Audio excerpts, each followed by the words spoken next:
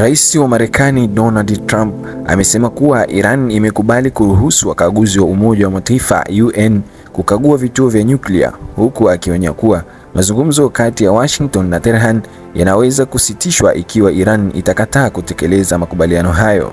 Akizungumza na waandishi wa habari Jumanne, Trump alisema serikali ya Iran imekubali masharti yanayohusisha ukaguzi wa kimataifa wa shughuli zake za nyuklia.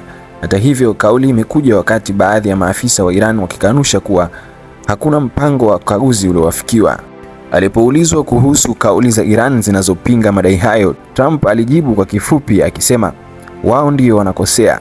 Alisisitiza kuwa Marekani inaamini makubaliano hayo yapo na kwamba hatua za utekelezaji zitafanyika wakati unaofuata.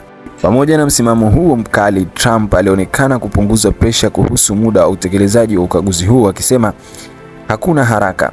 Kauli hiyo imefasiriwa na wachambuzi kama ishara kwamba Marekani bado inataka kutoa nafasi kwa diplomasia kabla ya kuchukua hatua zaidi.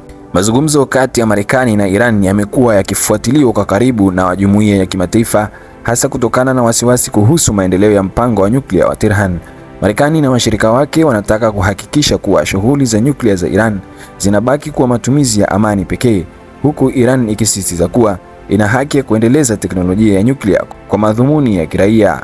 Iwapo ukaguzi wa Umoja wa Mataifa utaendelea kama ilivyodaiwa na Trump, hatua hiyo inaweza kuwa ishara muhimu kwa kuimarika kwa mazungumzo kati ya pande zote mbili.